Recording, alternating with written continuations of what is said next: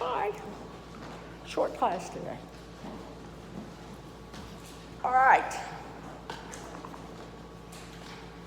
Also, if I have sent, one thing, many of you all, it's funny, every class has got a personality. Many of you all have texted me and told me stuff, and I always promise not to write your numbers on the bathroom wall somewhere, something like that. Or sell it or something like that. This class, almost every one of you all have texted me sometime and written me, and the other class, like 3 out of 30 did. So I just thought that was real interesting. I have sent you a link to The Chosen. I think I watched it. You have to download the app. If you will download that, watch the series, I promise it is well done. It is extremely well done. If you will watch the whole series, I will ask you some questions on the test and you'll get extra credit for it. Okay? Plus, I'm just going to ask you, did you watch the whole series? So I'm going to trust you to tell me the truth. So, download the app, and you can contribute to. It won't cost you anything. You can contribute if you want to the making of the next series. But the director of it said that he got tired because most movies about the life of Christ took place in, at most, 2 to 3 hours. And he said to put the life of Christ in 2 to 3 hours is ridiculous. I mean, it's just, it's too hard to do. So he thought, how about if we come up with a series, and like a mini series? So that's what he has come up with. And so they are working on that. So watch the series and tell me that you watched it all. You can text me or send me an email or something like that, and I'll ask a couple of questions on the exam, which is a week from Monday. Monday is Labor Day. We're not having class. So a week from Monday is the first test. Okay? All right. Somebody was asking if I was going to do a study sheet. No, I have told you. The reason why I don't do that is because I have found through the years, I've been teaching this class for 22 years, I have found that just occasionally, this year would be an exception, I'm sure, but just occasionally, students will only come to the review and they won't come to the rest of the class, all the other classes. So I found that, and I'd love to see students, and I'd love for you to come to class. So I have learned that I tell you exactly what will be on the class. I've told you, if I write it down on the board and I tell you, that sounds like a great test question, that's fair game. And I will tell you everything that's on there. I will not pull any surprises on you, pull any punches, okay? So I want to be fair. And because I've taken many a test in my life. Okay, let's look at Luke 22. No, let's, yeah. Let's go to Luke 22:39. Jesus went out as usual to the Mount of Olives, and his disciples followed. On reaching that place, he said to them, "Pray that you will not fall into temptation." He withdrew about a stone's throw beyond them, knelt down and prayed, "Father, if it be your will, take this cup from me, yet not my will, but yours be done." I've talked about that in the past, that is the perfect prayer. Not what I want necessarily, but I'm going to trust you, your will be done. And an angel from heaven appeared to him and strengthened him. And being in anguish, he prayed more earnestly, and his sweat was like drops of blood falling to the ground.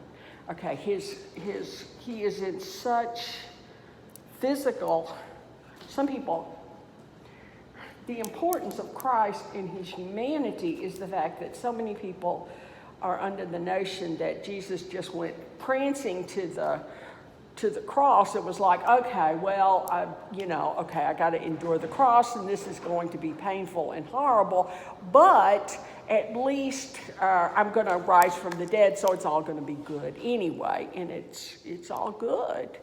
No. He is so stressed over what is getting ready to happen to him tomorrow that he actually goes through this physical experience and sweats drops of blood. Okay? So, get your Bibles out. Look at Luke 22:54. When then seizing him, they led him away and took him to the house into the high priest. Peter followed at a distance, but when they had kindled a fire in the middle of the courtyard, he sat down together.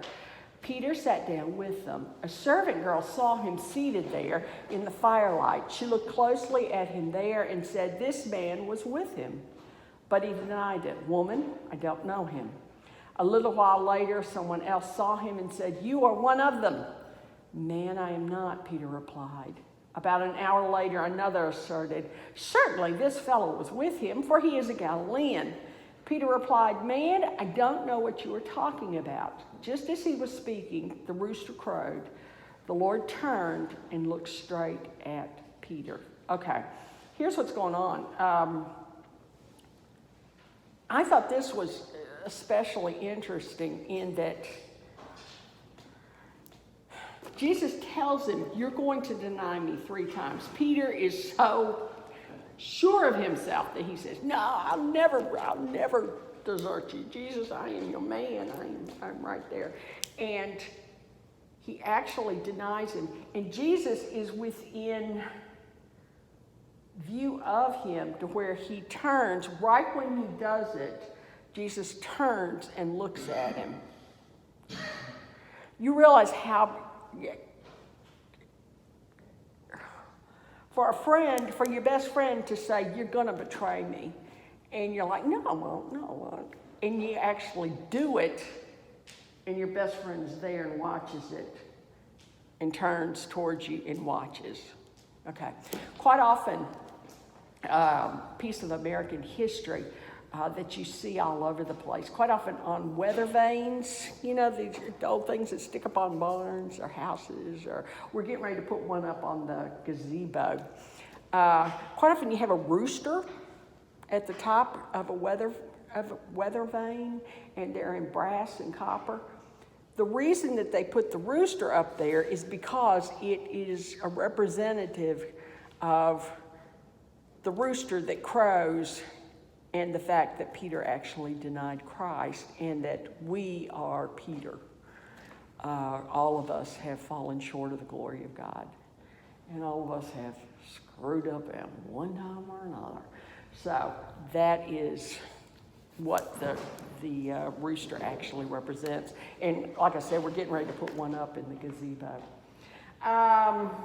Let's go to 23. This is something that is unique to Luke. Jesus is presented to Pilate, who is Roman, and Pilate basically doesn't want to deal with him. Pilate is saying, "I don't want to deal with this. This is a religious matter. I do not want to deal with this." So he sends him to Herod, who is a religious figure who's basically just corrupt. And so he sends him to Herod. At 23:8, when Herod saw Jesus, he was greatly pleased because he had been wanting to see him. From what he had heard about him, he hoped to see him perform some miracle. He plied him with many questions, but Jesus gave him no answer. The chief priests and the teachers of the law were standing there, vehemently accusing him. Then Herod and his soldiers ridiculed and mocked him. Dressing him in an elegant robe, Herod and Pilate became friends. Before this, they had been enemies. Okay, so Herod makes fun of Christ and basically ridicules him and then sends him out. He's like, okay, here's King of the Jews. Yeah, let's dress him.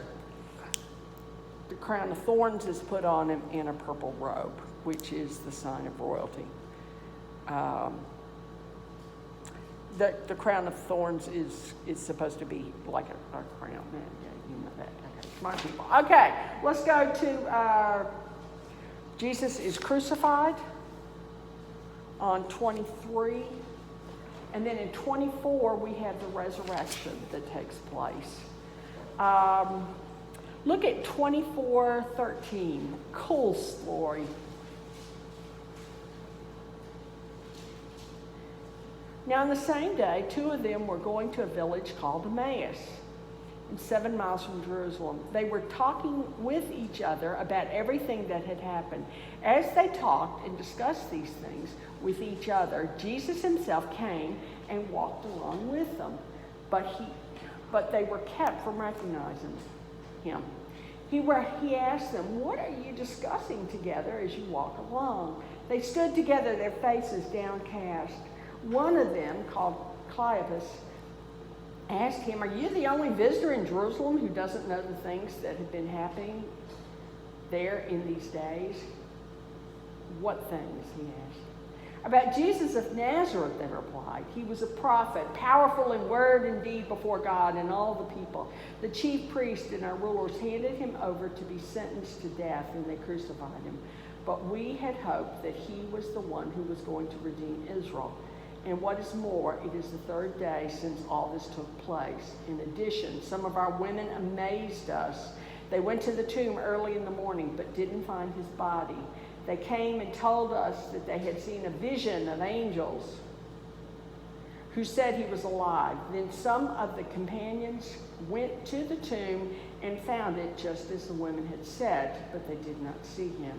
He said, "How foolish you are, how slow of heart to believe all things the prophets have spoken.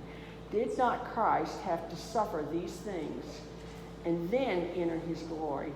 And beginning with Moses and all the prophets, he explained to them what he has said in all Scripture concerning himself.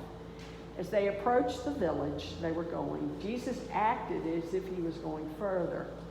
But they urged him strongly, "Stay with us, for it's near evening. The day is almost over." So he went and stayed with them. When he was at the table with them, he took bread, gave it, broke it, and began to give it to them. Then their eyes were opened and they recognized him, and he disappeared from their sight. Okay. The resurrected Christ is a strange new body. He appears in the rest of Luke, and he tells them, he says, come touch me, come look at me. I am real. I'm a real person. And yet he has the ability to appear and then disappear. So it is, the resurrected Christ is unique. Okay. Questions?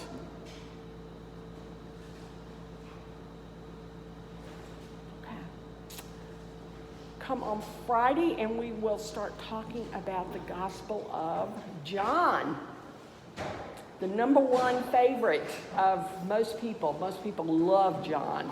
So keep reading, and we'll have some fun on Friday. All right? Bye.